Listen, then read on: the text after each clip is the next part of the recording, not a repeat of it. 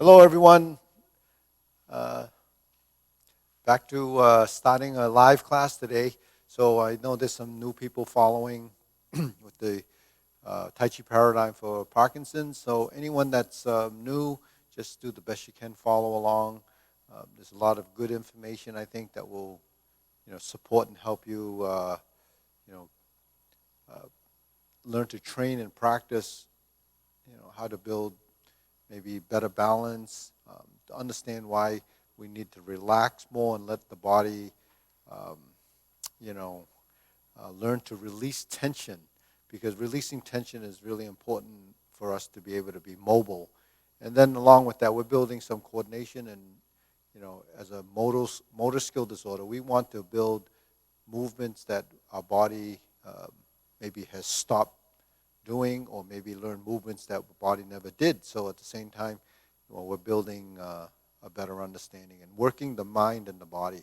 So body intelligence is very important, and body intelligence is something that we develop by going through these warm-up exercises. So we start off with our feet in the V, and we pivot like this, shoulder width stance.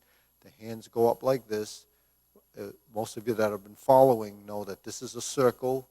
Sometimes I call it a hoop, and we start our first turning exercise like this. It's a waist turn.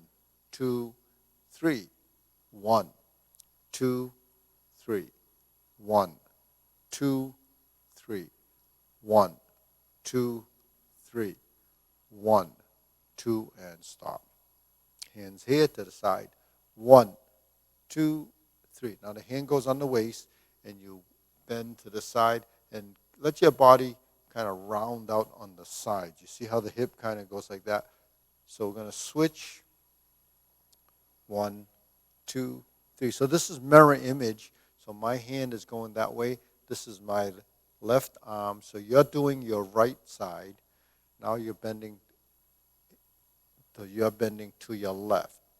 So just get familiar with the mirror image, because I think it's the only way you can see clearly what the hands are doing when I'm facing you. Okay, when we do some of the movements in the form, it's going to be a little bit different because we're going to be working from behind me. Okay, next we're going to do a front bend, and we're going to stretch the back of the legs a little bit. Go down 1, 2, 3. So the difficult thing in overcoming tension is to release the muscle that's you're trying to stretch. So you build inhale and exhale. So one of the reasons why our body tenses, because it could be stress, it could be just the body responding to thinking that it needs to be like that. So when we lift up and you bend down, let the back of the leg go, and then let your body kind of go forward. So you're using a little bit of your body weight in the upper body to allow the muscle to inhale and exhale. So when you go forward and the muscle starts to respond, because it feels it's going into sort of a stress mode, because it wants to pull you back up. So when you release, this muscle has to let go. So that's what a stretch is. The muscle has to let go, and then you go to one side, and then you go to. So letting go is what's really the term you can think of when you're doing a stretch. Inhale. Now the palms are up. Exhale, the palms are down. Okay, inhale. Exhale. So this is something that we do as far as breathing, so that we can coordinate our lifting, which is breathing up through your nose, and exhaling through the nose. Now, if your nose is stuffed up, it's going to be hard for you to do that, but this is when your nostrils are open and you're able to breathe because it's not clogged up. And then when you breathe, put the tongue to the roof of your mouth, and then work your breath that way. Okay, circular movements like this.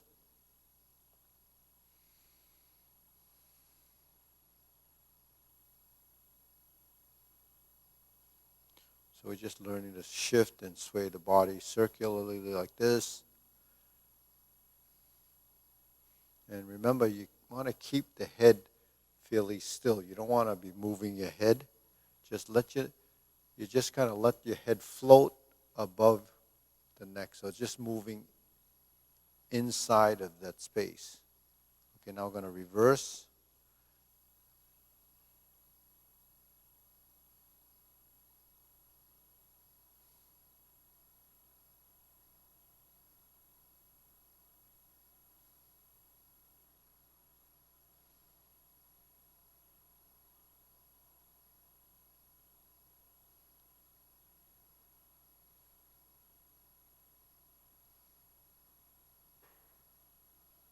And center. Now we're going to cross. We're going to hold the knees, and we're going to make a circular movements. 2, 3, 4, 5, 6, 7, 8, 9, and stop. We're going to go the other way. 1, 2, 3, 4, 5, 6, 7, 8, 9, and stop. Okay, next. Hands back on the hips. So this is actually a position as well.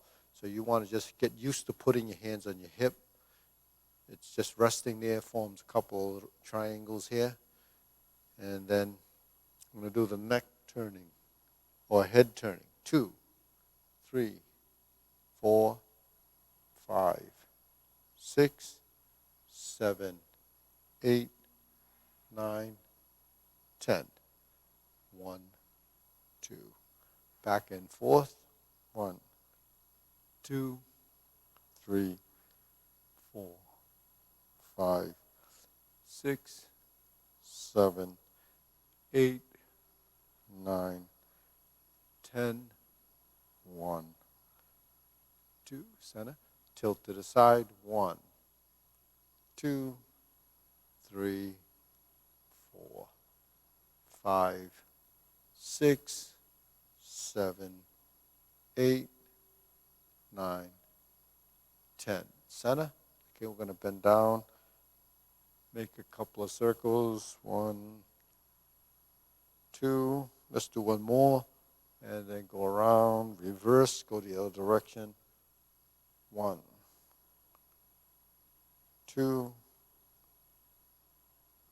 3. Okay, hands up. Pull in, elbows out, and down. Okay, hands up. Fold the elbows up on your toes and down. We're going to bring the hands in. Inhale. Exhale. Okay, now we're going to spread the feet. Now you notice I'm pivoting on the balls of my feet or the heel or the ball, okay? So it doesn't have to be a big movement. It's just get used to doing that. All right, now we're going to turn 1, 2, 3, 4, 5, 6, 7, 8, 9, 10. 1, 2, 3, 4, 5, 6, 7, 8, 9, and stop. Okay, hands back on your waist. We're going to close the feet up, put our feet into this V position, and we're going to pivot on the balls of your feet. Okay, ready? We're going to try it again.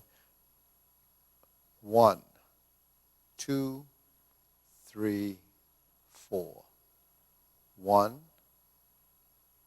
2, 3, and 4. So the first thing you have to do, actually, in order to move the foot, is to shift to one side and then shift to the other side. And then it gets to be something you're familiar with. It's really kind of rocking to one side, but control how it feels on the soles of your feet. Okay, now that's going from triangle to square. Now we're going to go like this. 1, 2. So this is your empty stance. Empty meaning the front leg or the sitting stance because you're sitting here. You go, well, now this is where we have to play around with the knees, where the knees have to kind of flex or fold in the front and back position. Let's pivot back again. Then we switch, go to the other side. The front knee folds, the back knee folds, the front knee folds, the back knee. So this is what happens when you don't fold the knees. So that's not what we're trying to do. We're trying to sit into the stance and sit into the stance because that requires the knee to let go. So the idea of releasing means to let your knee let go and fold. And then the front knee folds and then goes forward. Okay, so that's something we have to learn to do. On this side, we're going to go 1, 2, 3, and back. And we're going to turn again. Now we're going to adjust. 1, 2, 3, and back. 1, 2, back to center. We're going to do the other side again. 1, 2. Every time you count, let your knee release. Okay, we're going to do the other side again. One more time. We're going to release, release, release, and then back. Okay, center. Hands up, deep breathing. Exhale, inhale. Inhale, exhale. Inhale, exhale. So the idea of releasing your knee, letting your hips fold and release there and releasing your ankles, actually it helps with balance. It helps with fall prevention. It helps with prevention of age-related type degeneration with actually anyone that's over 50 would say. It starts a little earlier than that, but when you actually let go of the joints, you begin to build some flexibility and response time. And the softer your legs are when you feel like you're not stable, it's because when the knees are rigid or you're stiff from here to there, you become top heavy. So top heavy isn't something you want to be in that state if you're trying to be stable. If you want to be stable, you have to be bottom heavy. Bottom heavy meaning that you let go of your legs and you relax. Bottom heavy means your center of gravity is lower. So it's like a triangle. And it's standing like this on the floor, the center of gravity is lower, so your bottom base is bigger, so you're bottom heavy. The top is smaller, so it's lighter. If you take that triangle, you flip it up, and you're standing on the tip of the triangle, then you're top heavy, and that's what ends up happening when you're rigid on the bottom. So you take advantage of understanding, where your body should be when you're in a position to stabilize your position. So, that's pretty important to understand, how to let go of that tension in the legs and the body. So, that is a learning curve. You have to practice that in order to begin to develop that understanding. So all you do is have to stand in a position and settle. Then you have to learn to shift your weight from side to side. And once you start to get that to happen, then you can't be tense and stiff if you're doing this. You can't be tense and stiff if you're doing this. So you have to do it 10 or 15 times each day, shifting of your weight, moving forward and back. Okay, so that's really important. And then when we pivot our feet, just get used to pivoting the feet. Okay, next what we're going to do is do that shift from side to side. Maybe we'll put our hands on the hips first. Now we shift over, and then when you reach a certain point, this leg wants to come over. You reach a certain point, and this leg comes together. So when it comes together, it's just finding the position next to the supporting leg. So why does that happen? Because when I shift my weight and I release the tension in this leg, my legs are just going to gradually come together. Because the natural position when the legs are just totally relaxed is to come together like this. And if you bend like this, then you have your stability. But when you're like this, you're in just one vertical line. So you will be a little bit, appears to be a little bit top heavy till you go to the shoulder width stance. So that's the stable position for when you're moving side to side. But once you shift over, you find that center position, and then you're finding that you can stand on one leg, but you have to relax the upper body. Now we go back to center, shift the weight, find your center, and then keep it light on this side. Okay, shift your weight, find it light on this side. Now if you're using, say, a kitchen counter or the back of a chair, till you find that position, eventually lighten the grip, don't rely on a chair or a counter, and then eventually your body will find that position, and the comfort level is increased because now you have more confidence in standing on one leg. Right? So that's really what we need to do, is learn sort of the physical body mechanics of what it takes to find a stable, balanced position. So this is standing on one leg. So this is maybe consider, if I were to put it in a category, this is more extreme than you're probably used to, because this is standing on one leg and we're lifting that supporting leg. Once it gets back to center, which is here, and it goes up, so you have left and right, up and down. Left and right, up and down. Now once it's up, it goes down, then it goes out to the side. You shift, and then it goes up, goes out to the side, and then up. Okay. So while we're lifting up and down and balancing, we're strengthening these muscles for lifting, and you can feel the muscle, you put it on your thigh, that it's contracting and letting go. Then we're shifting and building the lift, and then when we go down, we shift. So it might be an action you have going up and down stairs, because that's the groups of muscles you use. When you take a step up the stairs, you're going to have to lift your leg. But you don't have to lift it up as high as in the standing position, but that just takes you through the range of motion. And then when you take your step, it's usually average step is about 7.5 inches as a standard. So you only have to pick your foot up 7 inches or 7.5 inches, and then you put it down, then you shift your weight, and then you balance, and then you lift. But, it's something that happens when you walk up and down stairs, but you have a rail. So the rail helps you support and gives you that ability to sustain yourself through the position. So that's actually what we're doing. So the functionality of motion like this is to help you move going up and down stairs, as well as now going downstairs, you have to sink. So you have to take that step, and then you have to sink down. If you don't sink and you just take that step and you drop down, then you're actually relying on the strength of your leg to absorb the impact.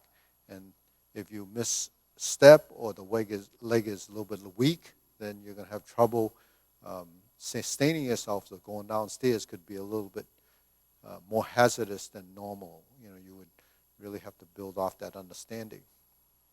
Okay, so next, after we do that, we're going to do this. So this is something important. When we walk, we want the arms to swing. Okay, so not only do you free up your shoulder, now you don't use much strength. It's just like that exercise that we do like this. Your arms are just going to swing. And you want to turn a little bit towards your center line. So where's your center line? It's here. When you let it go, it's there. This hand comes back to there, and you swap. And then you turn. Now your hand's actually going toward that center line, and then you're going to take a step. Then you're going to take a step, and then a step. And then you reverse, and reverse, and reverse.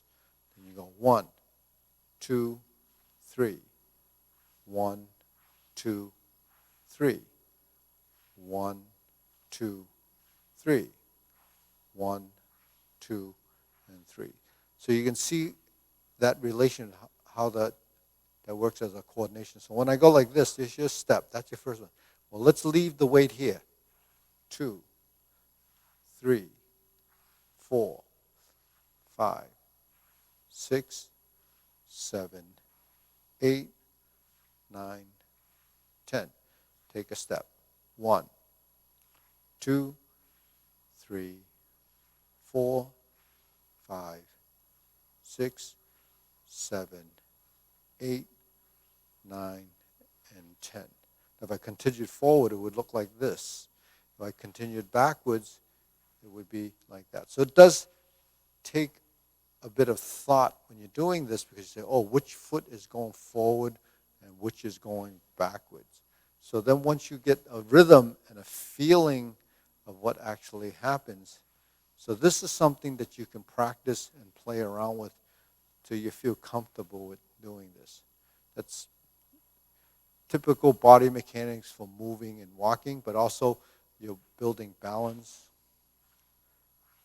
and getting your body to connect with the upper body, your arms, and the lower body, the legs, and get it tied through your torso. All right, now we're going to go like this, right?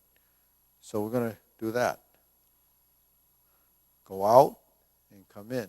Go out and come in. 1 and 2. 1 and 2. So have we done this part of the leg? We have. Then we shift over here. So if you're feeling the movement going to the side, you can feel the balance, the compensation, the counterbalancing to the opposite side. Just think of a seesaw, that when one side goes up, the other side goes down. It's a balance, but it's really weight sensitive, right? So when we go like this and back, it's kind of counteracting the movement. So you have this balance point where the body would be doing that. So we're here.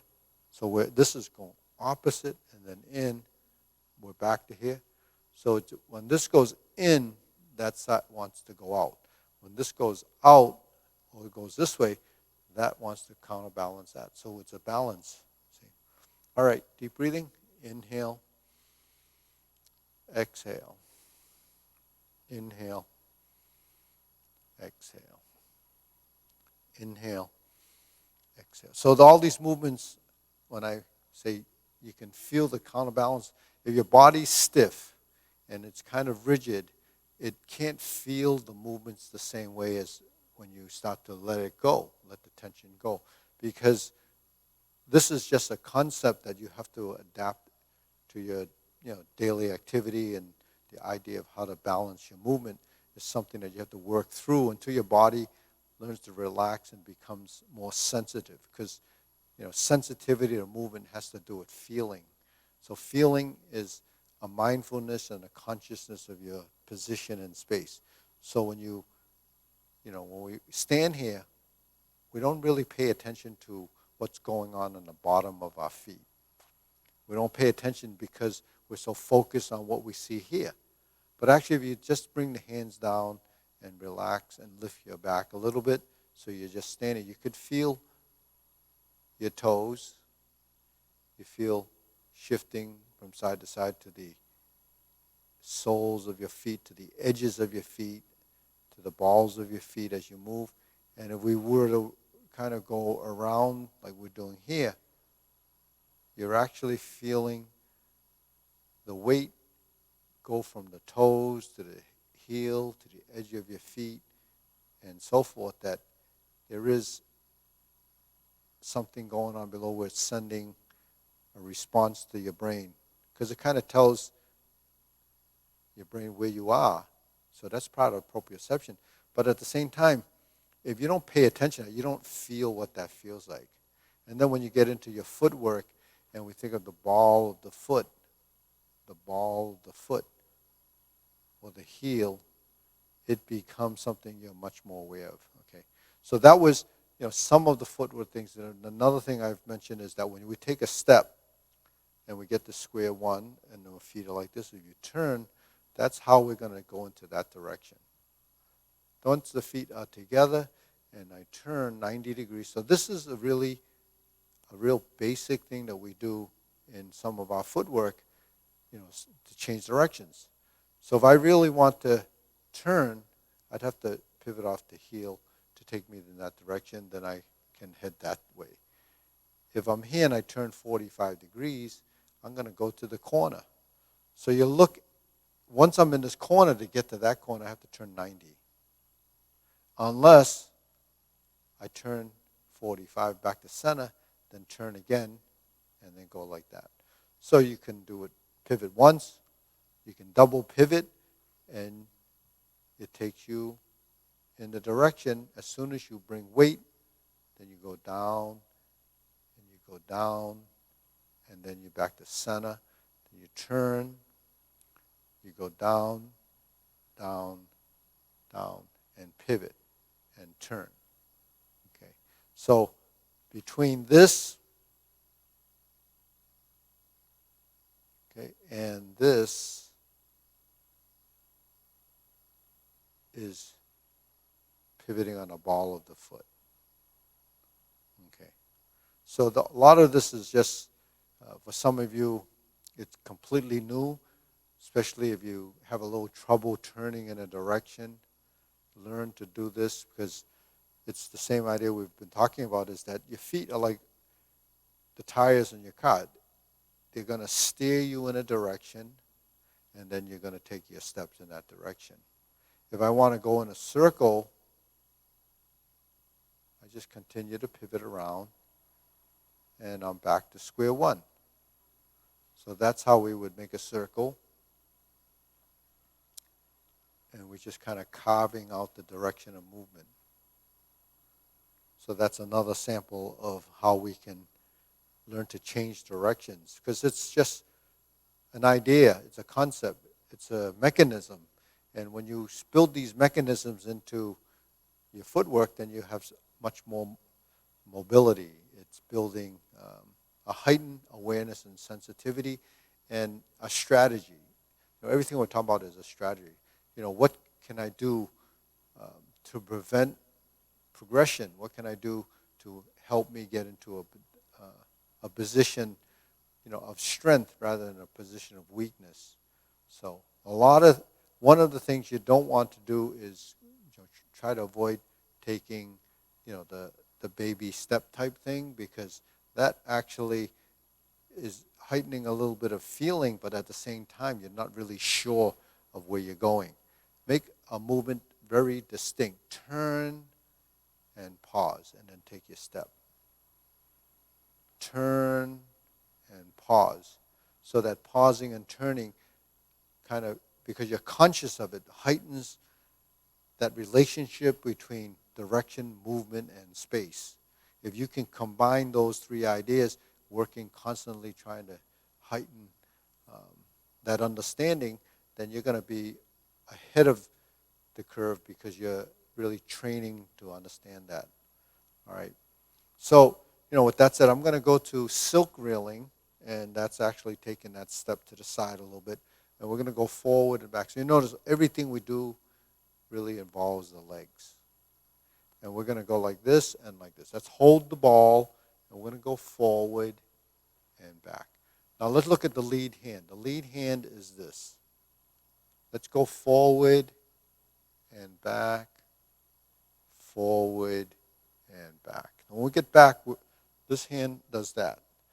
When we go forward, there's the hand there. So between here and there are two positions. And then when I turn down, it just comes back to here. So all it is a big circle. But it looks different because why? I'm moving my body and back. And what's the difference between moving my body and making that circle? Well, isolated movement would be this. It doesn't look like there's anything there. It doesn't look like there's any volume.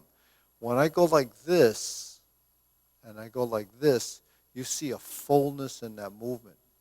That fullness in that movement is created by body mechanics, coordination, and there's a balance of motion there that's not completely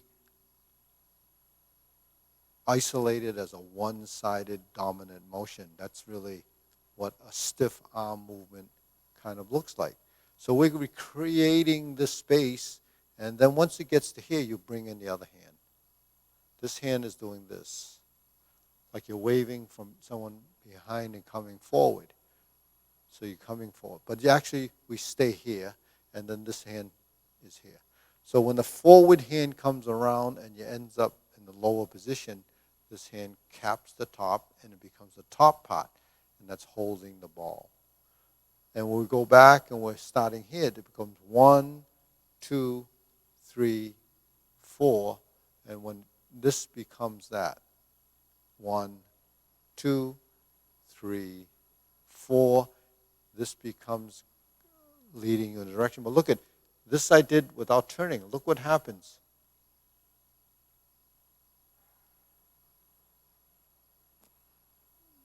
Now you have volume, you have fullness, you have dimension, you have direction.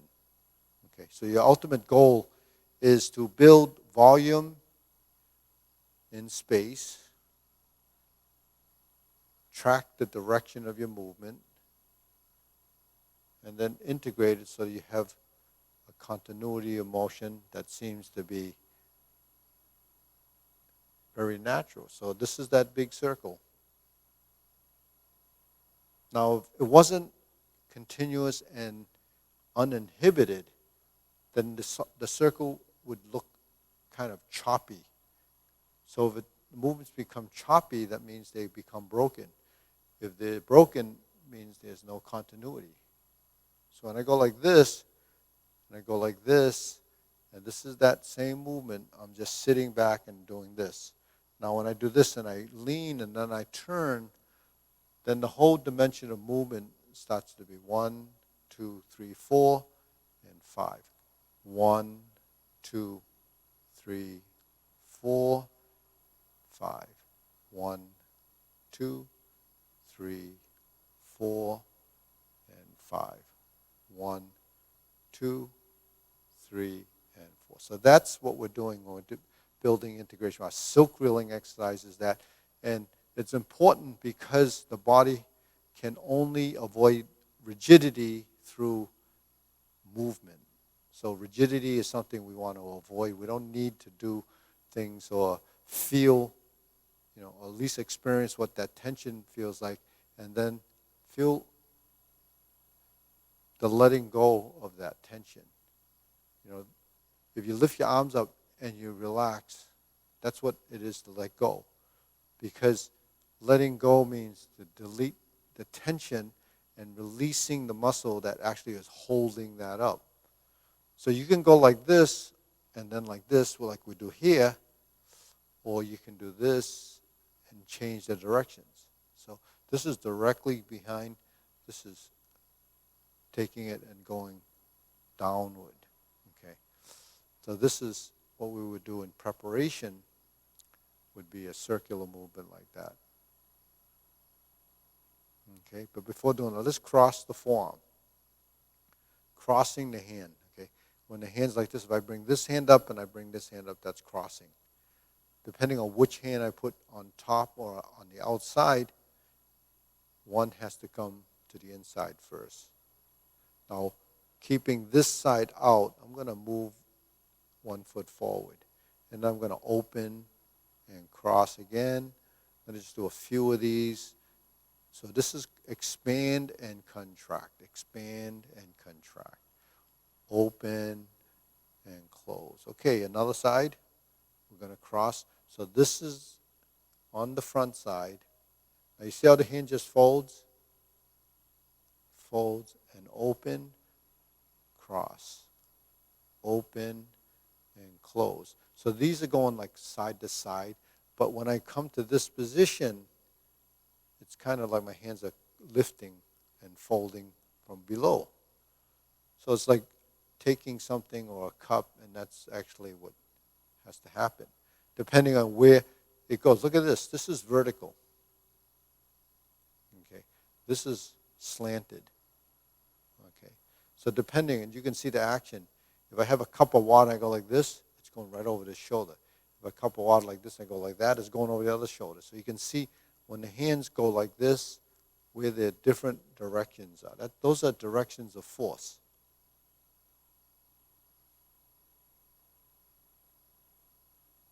This is a direction side to side. This is the direction to the side outward. So these are, ideas of direction of movement. So expanding and contracting, what does it do? It allows your body to open and close. Open. Because you want your chest to expand and you want the muscles in the back to contract and open the chest. So when you breathe and exhale, it allows the expansion to not restrict your lungs from bringing in air and restrict your diaphragm from expanding and contracting in a breath. So those are why we need to enhance our breath and movement by stimulating and letting go of the tension. That's still tension. So everything we're talking about is avoiding restriction of tension. Tension is really a conflict of movement, not allowing something to happen. So what doesn't happen is movement. So that's really the most basic concept that we're talking about, is getting rid of all that tension so that we can move more efficiently. Deep breathing. Inhale. Exhale. Inhale.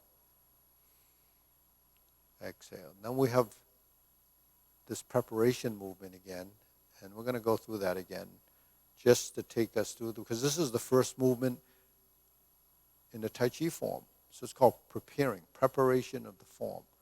So the hands go to vertical at the point of the shoulder level. The elbow starts to fold. And then it goes down in a direction along the side of your leg. So this is sinking the elbow, relaxing, and you push down toward the ground or the floor, right? So that's really what we call preparation. So you're defining a direction of movement. This is actually retracting, and then once it gets to a certain point, you end up elbow down. Now, when I retract, if I just went straight down from here, my hands would end up like this. If I want to get a bit of shoulder in there, then the body has to do this, and then it takes it down. So that creates a bit of fuller movement, but it also gets your shoulder to come behind you like this, just to make that circle. Okay. Now we go like this and just drop the elbow. Then that's also preparation. It depends on, there's some stylistic differences, but when we sink and we just sink like this, that's really a smaller circle. Okay. But with this, we're trying to build some range of motion. But at the same time, your body will build sort of these, it's a compensation of forces acting on the body, where the body has to stay balanced. Because when I lift my hands up like this, you don't fall forward, mainly because the body knows to stay in an erect position. But if your body is letting go, then your body will respond to this action that has this give and take, where the body is actually cycling and responding. So that subtle response it's a training, but at the same time, that subtle response becomes reactive. We have a reactive body that knows really to do all of this stuff by responding. It's a reaction that the body is building, through sensitivity and experience. Okay, next we're going to go like this, and then down. So this is lower hoop, upper hoop, palms out, and cross hands. So what do we have? There's a one position, the second position, third position, and then the fourth position. All right. So we're really back again. 1, 2, 3, and 4. Okay, so that's lower hoop, middle hoop, upper hoop, cross the arms, and down. Okay, so we just went through that in motion. Let's go to the lower hoop as a meditation, as a standing meditation, where you just hold the position. So between movement and holding would be stillness. So this is the opposite of movement. Stillness is balance. But stillness does not mean stiffness. It means sustaining. So at the same time, you're sustaining this position, but allowing you to delete the excessive tension in the body by letting go, letting your brain actually go through the process of finding out what it takes to hold this position without excessiveness or erroneous tension. Okay, now I'm going to go to shoulder level. This position 2.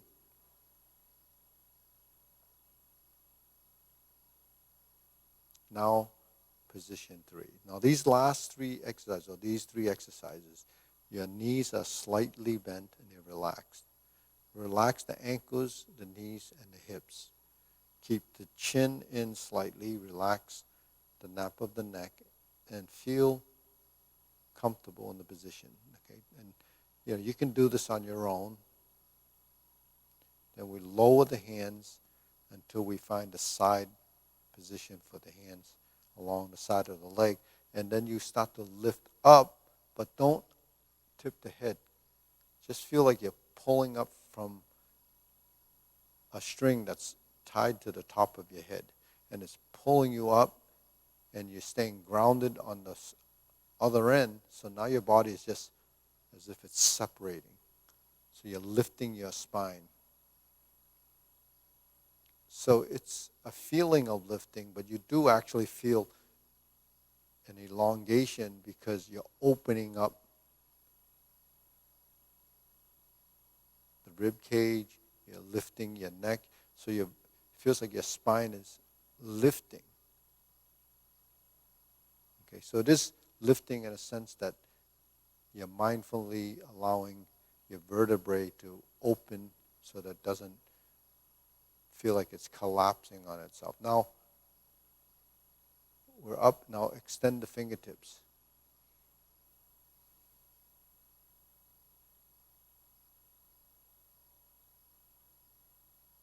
Breathing through your nose. Tongue touches the roof of your mouth. Clear your thoughts and just gaze in the direction without staring at anything specific. Okay, let go. Inhale. Exhale. Inhale. Exhale. So there are, that's the standing meditation. There's 5 positions. There's 1, shoulder height 2, 3 is this. So there's 3 there, knees slightly bent. The other 2 is 1 here and 1 here. That makes the 5 positions. You can stand in those positions as relaxed as possible. You can do that, every day if you want, because it's really not a physical thing. It's more of a relaxation exercise, and it's a clearing of the thoughts and getting your body to recognize shoulder width, circles, triangles, and this square position, which is really that square position, depending on which direction you're pushing. So you have your triangles, squares, and hoops there, and then learn to delete excessiveness. Okay, next we're going to actually continue with the infinity sign. So now here's your solar plex here, and we have an imaginary line here, and that's there. So we're going to turn the hands like this. We're going to do the infinity sign. So it's a figure 8 on its side. So you come in, and you go out, and you go in, and you out. So just cycle through that a few times, using not a lot of strength, because a little bit too much strength would become stiff, and you're actually going to put brakes on the movement. So you would end up being sort of working counterproductive to what we're trying to do, building fluid motion. Okay, now we're here, feet about shoulder width, hands like this along the side of your body, arms parallel to the floor, and we're going to curl the wrists like this. So we pull in, curl. Now the elbows go out, the elbows come back down, and then turn it out and back down. Then once we get here, we'll make the fist, clench the fist, pull back, and punch. So that's a really complicated, multi-dimensional movement because it has forward, backward, it has twisting and turning, and it's clockwise and counterclockwise rotation, and you're manipulating your skeleton to create that movement. So it's forming the fist, and then you're going to punch, forming the fist, and then punch. So all of this manipulation really is working your joints in a relaxed fashion, because anything you do that has tension and is force is going to create conflict and movement and injury. The injury doesn't necessarily mean that you're going to, rip everything apart, because it couldn't happen going so slowly. But you could sort of twist a ligament or a tendon because of the conflict in the wrists or maybe in your fingers. So the more relaxed you do it, the less conflict you have in your movement. And that includes the shoulders, the elbows, and the wrists. A lot of times people have this pain over here. It's because of their lifting in the wrong position, straining the elbow. Then you end up getting sort of like a tennis elbow type thing. That's really the ligament that's tied to here.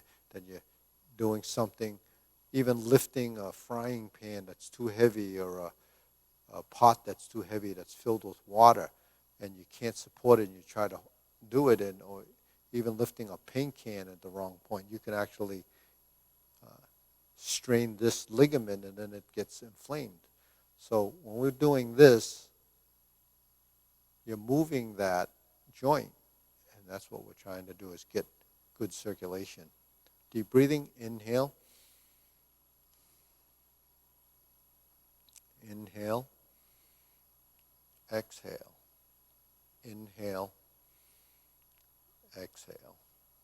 Okay, shake it and relax for a second. So actually one of the things, this is exercise. The chance of getting injured doing these kind of exercises is less likely than doing something that you do around the house that's a task. Because, when you do something at home and it's a task, you're not paying attention to what you're doing. You're just trying to do it. And the chance of getting injured doing that, like I said, whether it's lifting a pot or, stirring something or cutting something or putting something on a shelf, because your mind says do this, but the body doesn't always follow and cooperate the correct way. So the more you do these drills and the more awareness you have when we do these, the more relaxed your movements will be, and the awareness of what you're going to do when you're doing that motion is going to be more understood. So when we form this triangle and strum the loop, so every movement that we're doing has a slightly different direction and a slightly different way the body moves. That's why they all look different.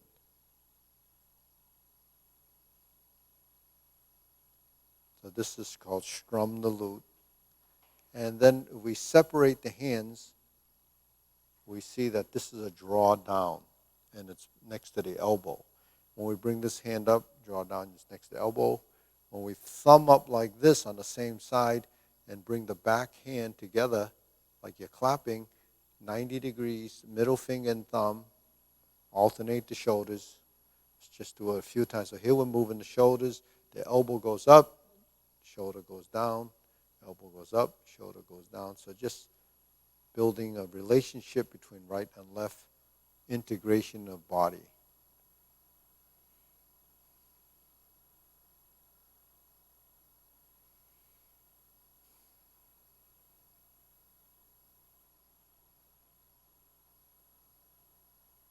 And center.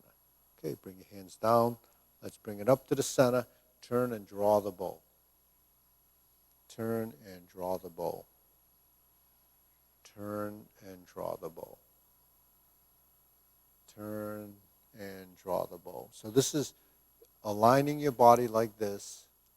As you turn, the palms are together, then you separate the palms, and you're just letting everything line up in a straight line, and you turn and line it up in a straight line. So sometimes the mirror is helpful here to see that when you draw across shoulder height and you align, you can see that there's one line. And there's one line. Now, when you're doing this and you don't have a mirror in front of you, you might try this, in a room where you do have a mirror, and then you can just play around and see if it's lining up, right? And then we're going to spread the hands and just make a circle like this. So we have the right hand on top or your left hand. So remember, this is mirror image. We're just doing that. So we're just going to lift up, elbow up, and go out to the side. So we can alternate the hands, one on top and one on the bottom. So let's put this side hand on top and then go to that direction. Let's put this hand on top and then go to the side. And then we're going to do it 2 more times. 1 and 2. Okay, next we're going to just go to the shoulder width stance again and go up and down. There's 1, 2, 3. 1, 2, and 3. Okay, down. Shake it out. So that's complete. Those are the warm-up exercises. Inhale, exhale. Inhale, exhale. Inhale, exhale. Remember, breathe through your nose, tongue touches the roof of your mouth, up on your toes and down. So all of the things we do, they're like calisthenics, but actually I call them fundamentals. But you're working your body. What is the exercise? Exercise of doing things over and over again. Try to build some body understanding, build some sort of coordination, and just mindful of everything that we're doing. There's a lot of things that we're doing that could be overwhelming, but I do this every time we have a session, and it's all recorded, so you can do it any time during the day. You can do it 7 days a week. You can do it 24 hours a day if you wanted. Most people wouldn't do that, but the thing is, it's there, and you have access to it, and it's up to you to just tune in. So you can go to the foundation, Parkinson Foundation. You can come to our website, or you can go to YouTube. And if you go to YouTube, you can actually subscribe, and you can give us a thumbs up that you like it. And there's some, a way of, because you're subscribing, there's a way to access all of those videos that might not even just pertain to, what you're learning, from the Parkinson Foundation or from the Tai Chi Paradigm for Parkinson's. You can learn anything and everything else that we offer there. But if you watch it, the warm-up exercises in the Tai Chi Paradigm or the ones we do in this class are consistently the same. So on the physical side, you just watch and do. And then on the audio side, you might hear different tips and explanations as why do we do it this way? Why don't we do it this way? So it's just kind of more and more information. So as you build knowledge and insight about why we're doing it, then your tendency when you do them will improve, because there's a strategy to how to improve your movements. Okay, next I'm going to do that circular thing that I like to do in a clockwise rotation. Okay, so this is the big circle, and we do it as a drill. We didn't do this today, but we wanted to at least get that circle in. So there's one clockwise and one counterclockwise rotation. And then when we do this, for this specific drill, we want to make the circle a little bit smaller because that circle is too big. It's hard to coordinate it with your hands and legs. So we want to just cross the face about eye level and then bring it down to about hip level. So do one circle like that, one circle like this. Okay? Now we're going to take a step. 1, 2, 3. Now we're going to go backwards. 1, 2, 3. Now you pay attention now. There's 1, 2, 3. So that's going forward. Now when I go backwards, it's 1, 2, 3. I go forward, it's 1, 2, 3. But because both hands are working together, okay, let's go. 1, 2, 3. Then go backwards. 1, 2, 3. And then go forward. 1, 2, 3. And then go backwards. 1, 2, 3. 1, 2, 3. 1, 2, 3. So that gives you an idea as how the hands work with the legs, how the hands work with the legs. So when we go forward like this, that's like this. This is like this. So there's dimensional change, there's different motions that are still tied to synchronization and balance. Okay. Now let's do this. Another circular movement. Now we're going to go on the opposite direction. So we usually do this one as a drill. So this one is going to lower hoop. So when I go like this, I can form the lower hoop. If I go like this, I cross back, and I form the low hoop going this way. So this is like this. This is like this. Okay, now this one is merging and separate. So this can go to cross hands. You see how the cross hand movement, this is keeping it to the side, but essentially this is crossing. So what allows you to cross is because the arms cross, goes across your chest. Now if I go this way, they're separating, and you go to this. When I go this way, it's the opposite, right? Now I'm going to do one side. One side. So if I do both, they're going to really alternate in timing. So you see in the mirror the hands. So what I'm doing is this and this. But then time it so when this goes down and this goes up. Okay? So now I'm going to take a step to the side, or shift to the side, and I'm going to shift to the side and shift to the side. So earlier we went over some exercise where we shift the weight, and then you reach a point where your body wants to come in, or the leg wants to come in. Because when you spread your feet and you go this way, this leg wants to go this way, but you can't do it when it's too wide because you have too much weight in the middle. When your feet are around shoulder width, it's a lot easier to do because your hip actually transitions over to here. So when I move to this direction, the vertical arm and the vertical leg, these two are the sides that are working as a relationship, and it becomes solid. This becomes empty. Solid and empty.